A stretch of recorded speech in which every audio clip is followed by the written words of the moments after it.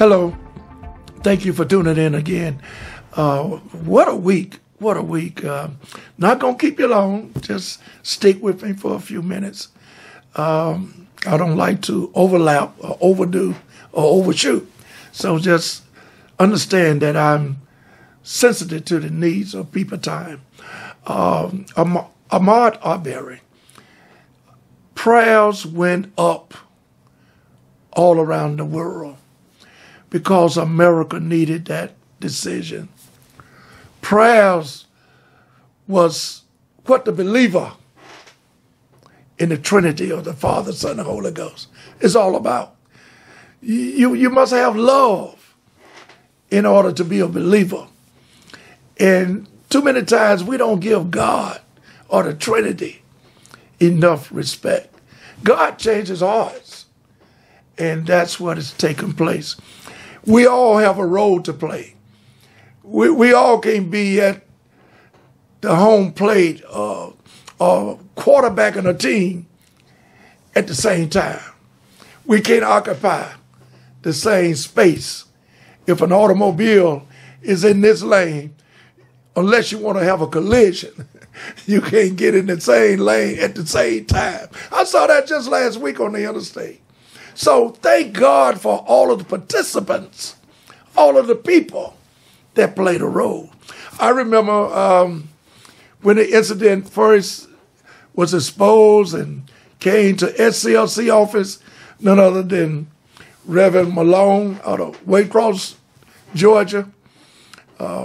Raphael Malone, Reverend Malone, thank you for giving us the information when we had none other than Ahmaud Arbery focus as a laser on SCLC mobility, in that we need to do something with his mother and father, particularly his mother.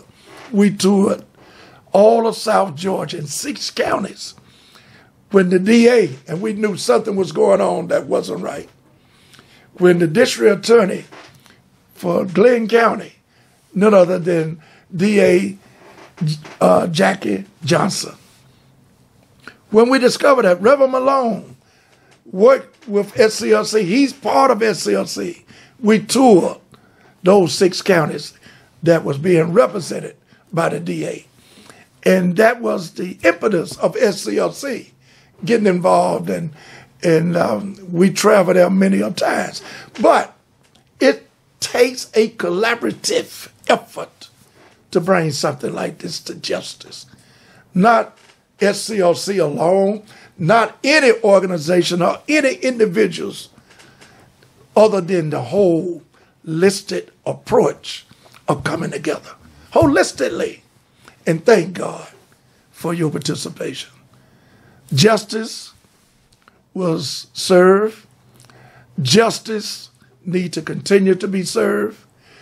That's not the only case that we're concerned about. Let's talk about none other than Mr. Purvis Payne. And again, congratulations to all of the participants, including the prosecutors and the jurors and the people who gather information.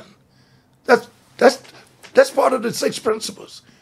Gather information, then educate the public. That's what Dr. King believed in.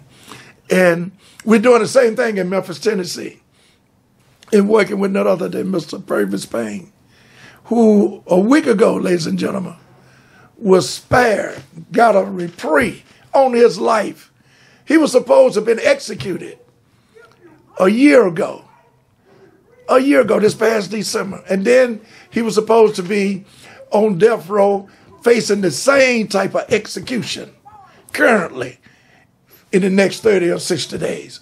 But ladies and gentlemen, as we talked about Mr. Purvis Payne for many of programs on this show, his life was spared.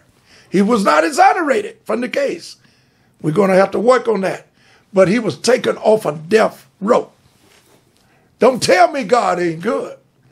I know for myself. I talked to the district attorney, Amy Wiry, District Attorney Amy Wiry in Shelby County, Memphis, Tennessee, state of Tennessee. We are so happy that his life was spared. That's number one. That's the main thing.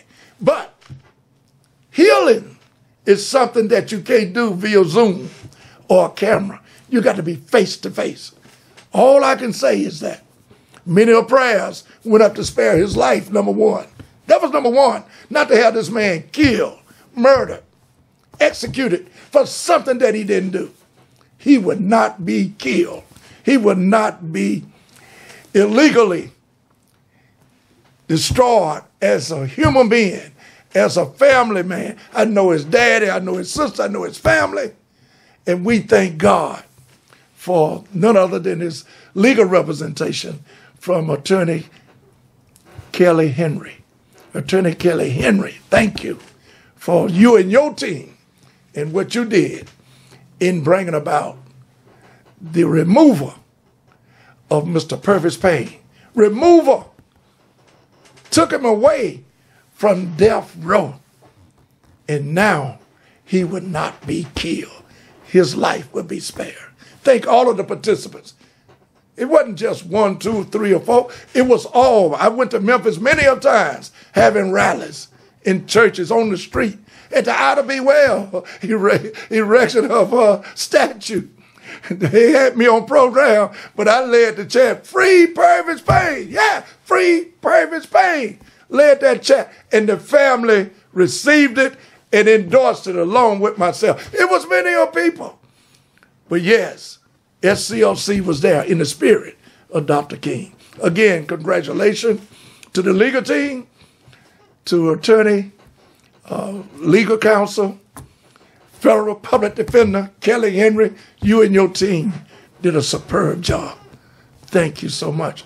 Now, ladies and gentlemen, I'm going to close out.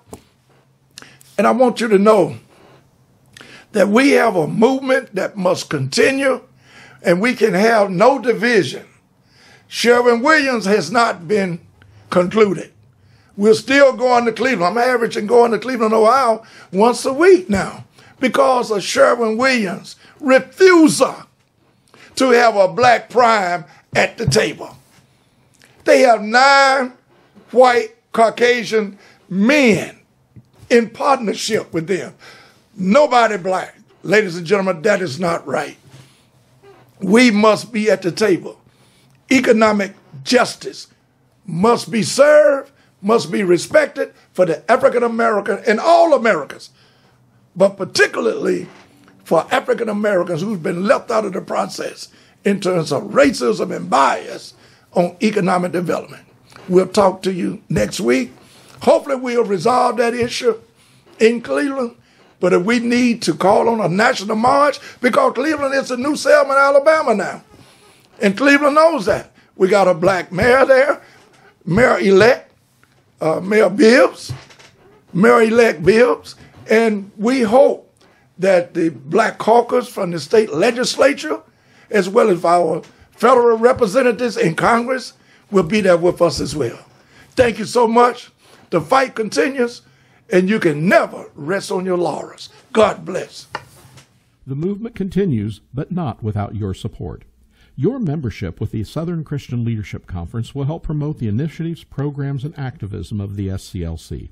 Visit our website to see what we've been doing and join online at nationalsclc.org. Thank you for joining us for today's program.